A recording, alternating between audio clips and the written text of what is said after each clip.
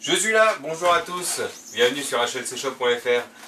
Je vais vous présenter aujourd'hui en exclusivité le nouveau ME262 de chez Dynam RC qui vient de nous parvenir enfin en stock, puisque la première fois le modèle avait été exposé à la Ferté-Alais et était parti tout de suite pour un pilote espagnol. Voilà, donc le ME262 de chez Dynam RC, c'est quand même entre guillemets une première pour un avion en mousse. Ce 262 fait 1,50 m d'envergure. Jusqu'à présent, on n'avait pas l'habitude de trouver plus de 1 mètre d'envergure sur ce 262. Donc voilà, je vais vous le présenter. Alors avant, quelques caractéristiques. Donc comme je vous disais, 1,50 m d'envergure, 1,23 m de long. On arrive à un point en vol de 2,4 kg annoncé, donc on verra ce que ça donne. Il est prévu de l'équiper avec une LiPo 4S 4000 mAh, donc 4000-4002,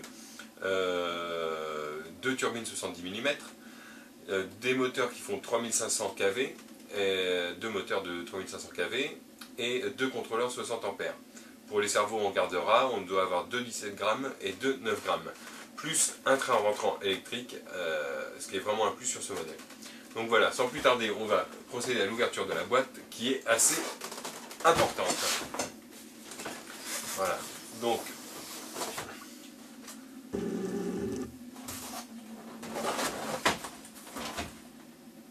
voilà. Alors, dans cette boîte, on va trouver la notice en anglais. Alors bon, c'est de l'anglais, c'est pas trop gênant parce qu'il faudra vraiment se focaliser sur le montage qui est décrit avec une série de photos. De toute façon, pour avoir fait déjà un montage à blanc, il n'y a vraiment pas grand chose de compliqué à faire. Vous trouverez également le centre de gravité qui est donné, qui est repéré sur trois plans différents, ainsi que tous les débattements qui sont préconisés. Voilà. Donc ça pour la notice. On aura deux clés d'aile en carbone. On va trouver une planche de décoration d'autocollant. Alors, on va ouvrir la première boîte. Donc dans cette première petite boîte, on va retrouver une deuxième petite planche de décoration. Alors bon, il y a des autocollants que moi je trouve pas intéressants, comme 2,4 GHz, Dynam RC. Par contre, on va retrouver d'autres no-step, danger pour les aspirations moteurs, etc. Plus une autre planche de petits repères. Là, on va trouver donc les deux contrôleurs 60 A qui sont déjà équipés de la prise en Y pour l'alimentation. On trouvera également un deuxième sachet où on va trouver des rotors de rechange. Alors ça, c'est vraiment pas mal. On n'avait pas l'habitude de voir ça chez d'autres fabricants. Donc on va trouver de la calcarie, de la visserie, les deux rotors, des tubes de colle. Bon alors, autant vous dire, les tubes de colle, vous les prenez, vous les mettez à la poubelle, c'est de la petite colle chinoise, c'est pas terrible. Utilisez plutôt une époxy rapide pour faire votre montage. Et on trouvera également une petite clé d'aile en carbone, un tube carbone pour l'assemblage du stab. Voilà, première boîte. Alors, deuxième boîte. Là, ici, qu'est-ce qu'on va trouver? Ah, alors là, on va trouver les nacelles. Voilà. Dans cette boîte-là, il y a juste les nacelles. Donc,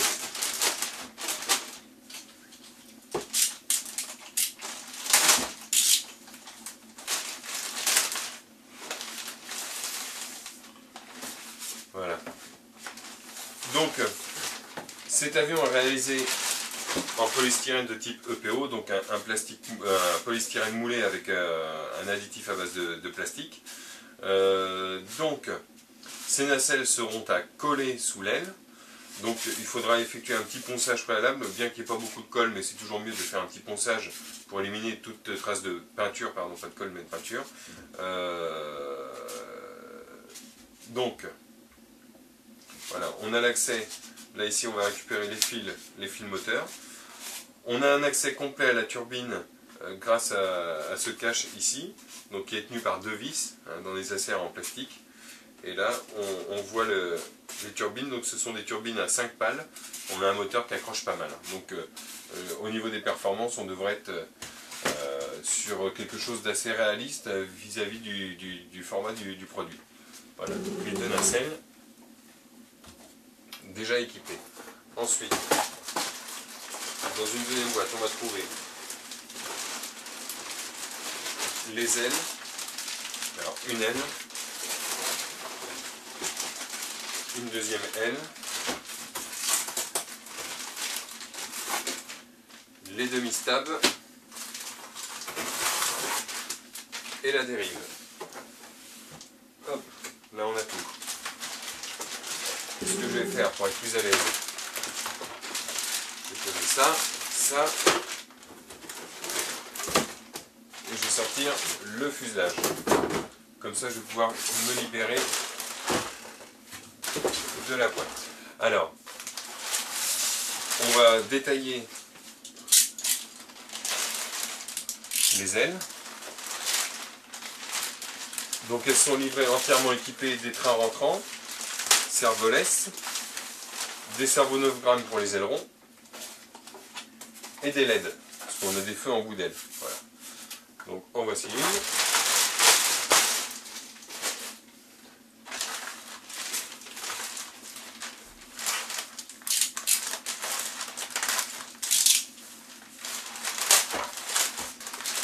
Voici la deuxième. Donc identique, hein, on a une belle peinture donc, qui représente un camouflage hiver, des roues en mousse qu'on regardera de plus près tout à l'heure. Pardon. Donc voici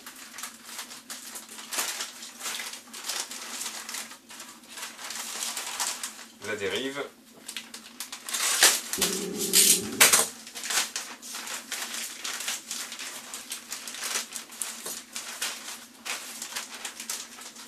La dérive pareil, déjà décorée. Le guignol est déjà installé. Les charnières sont faites dans le polystyrène directement, qui est de bonne qualité. On a vu sur d'autres modèles des charnières qui commençaient déjà à se déchirer à la sortie de boîte. Là ce n'est pas le cas. On va retrouver les 2 inserts en plastique qui serviront à visser la dérive au fuselage. Et puis la partie qui va recevoir les 2 demi-stabs qui seront à coller. Voilà, donc les 2 demi-stabs qui sont ici. Hop.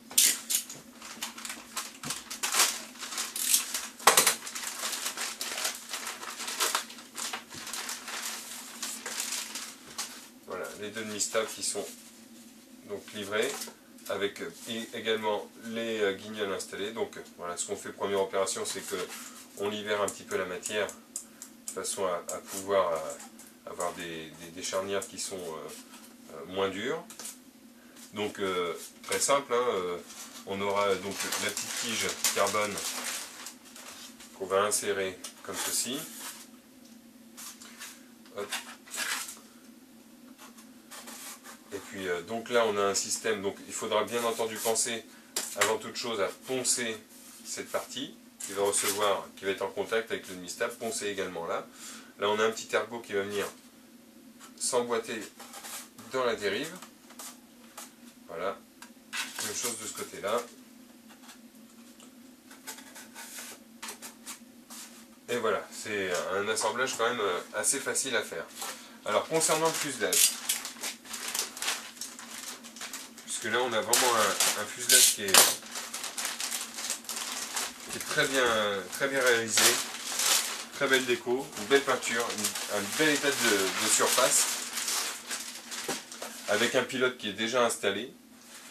Donc on dirait que le pilote est à l'échelle de l'avion, pas forcément très maquette, mais on a vu pire, c'est déjà bien qu'il y ait un pilote, parce que dans pas mal de modèles aujourd'hui on est à la recherche d'un pilote, là c'est déjà le cas. Donc on a les canons qui sont, les logements des canons qui sont représentés. On va retrouver la roulette de queue rentrante, la roulette de nez rentrante ici, hein, ce sont des roues en mousse. On gardera le diamètre un petit peu plus tard. Voilà, toute la tringlerie est déjà passée, donc on a des des cordes à piano qui sont passées dans les tubes, dans les gaines. Et on va retrouver l'accès à la partie technique. Donc voilà, on a 1, 2, 3, 4 aimants. Je vous conseille de les sécuriser parce que bien souvent la colle qui est utilisée est d'assez moyenne qualité pour coller ces éléments-là. Donc je vous conseille de les décoller et puis de les recoller avec un petit coup d'époxy. Voilà. On a là ici le scratch pour la batterie. Au niveau du logement de la batterie, donc on peut loger une 4S 4200 mAh sans problème. Là on va retrouver tous les câbles Y qui vont nous servir à relier les ailerons, la direction, donc dérive à la roulette directrice. On va retrouver des cerveaux 9 grammes, 9 grammes pour la profondeur et pour la dérive. Alors, ce sont des cerveaux de bonne qualité. Néanmoins, si pour les plus sceptiques, vous préférez mettre du 17 grammes, ça pose aucun souci.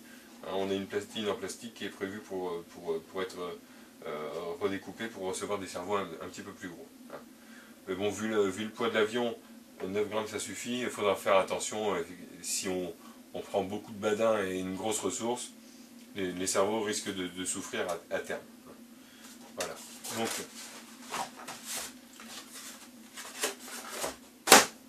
voilà. Donc pour un assemblage assez rapide et à blanc, j'enlève le scotch qui se situe ici sur la clé.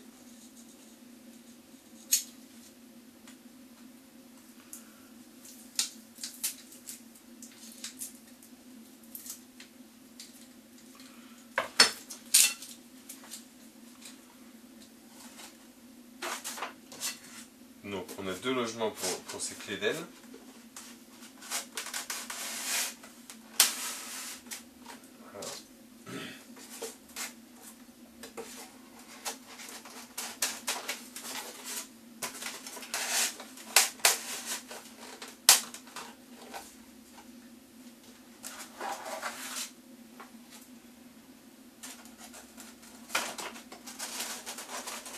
Donc on n'est pas obligé de décoller, ce qui fait qu'on pourra laisser l'avion démontable pour le transport.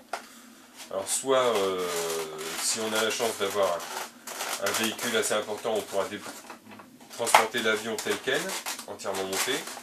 Sinon on pourra juste désolidariser les ailes du fuselage, de façon à pouvoir le transporter plus facilement.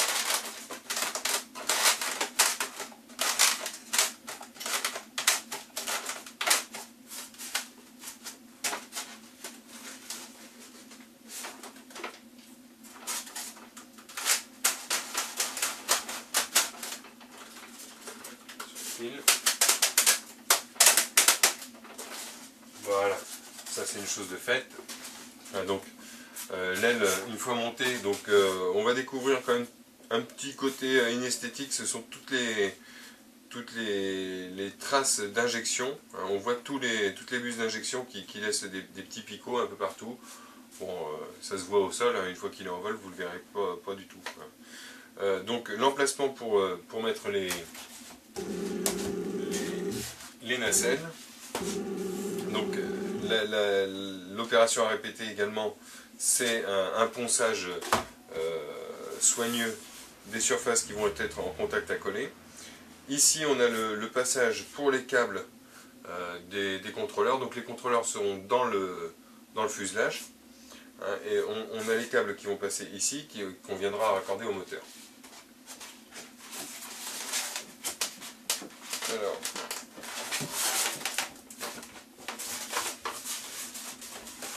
voilà donc notre aile avec ses nacelles de posée. Là, on peut installer, c'est assez rapide, donc la dérive, donc les deux demi-stables collés, la dérive qu'on viendra visser par le dessous du fuselage.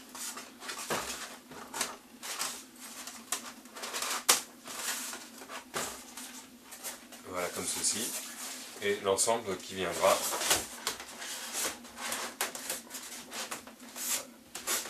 Bien entendu, pour un montage à blanc, c'est toujours la même chose.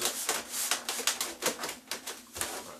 Mais bon, c'est pas forcément très bien. Mais voilà, c'est déjà, vous voyez, Globalement, l'idée c'est de vous montrer que le montage est un montage vraiment rapide, qui va nécessiter peu de temps de construction. Je pense qu'on est dans l'ordre de... avec les collages, les temps de collage, raccordement des contrôleurs, on est sur un montage de 3 heures à 4 heures grand maximum. Puisque vraiment tout est déjà fait. Et là on n'a plus qu'à relier l'échappe au guignol, du stab, des deux stabs, des demi-stabs et puis de la dérive. Les ailerons, étant donné que c'est déjà fait, il n'y a rien à faire. Les LED, donc les câbles sont fournis, il ne reste plus qu'à faire un raccordement sur cerveau, sur une prise de cerveau, tout simplement. Et puis après, ce qui va prendre le plus de temps en termes de câblage, c'est de raccorder les moteurs au contrôleur. Voilà. Donc je vais faire une petite sortie du train pour qu'on puisse voir un petit peu mieux ce que ça donne, pour percher sur son train. Mais là, d'ores et déjà, vous pouvez voir vraiment un avion avec une ligne absolument magnifique. Voilà, donc j'ai effectué une sortie des trains d'atterrissage. Alors donc pour vous montrer un petit peu comment c'est fait, donc on a le train avant et le train principal, donc qui sont servolettes avec des roues en mousse. Donc je pense que l'idéal sur une piste en dur, on n'aura aucun souci, et sur une piste en herbe avec un gazon ras, ça posera aucun problème non plus.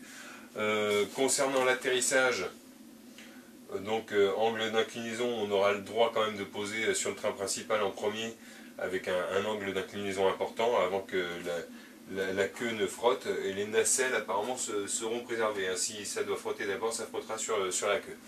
Voilà. Bon, l'idéal étant à poser à quasi 3 points. Mais bon, ça roule bien, il n'y a pas de point dur dans le roulage, qu'on avait pu remarquer sur d'autres modèles auparavant. Voilà. Donc je vous laisse admirer. On va vraiment avoir un avion légendaire, puisque c'est le premier avion de chasse à réaction. Et puis les lignes sont vraiment épurées, enfin je le trouve très très beau. Une belle décoration, une très belle finition, un bel état de surface.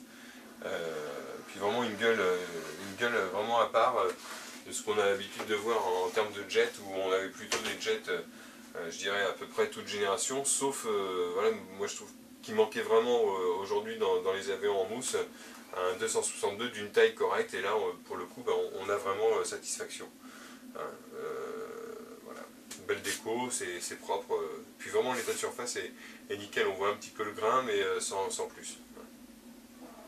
Donc voilà, c'est un avion que nous avons en stock, et si toutefois le stock était indisponible, c'est un avion qu'on va suivre à mon avis sur plusieurs années, il n'y a aucun souci là-dessus. Voilà, je vous remercie de m'avoir écouté, et je vous souhaite à tous de très bons vols, à bientôt sur hlcshop.fr. Bye bye.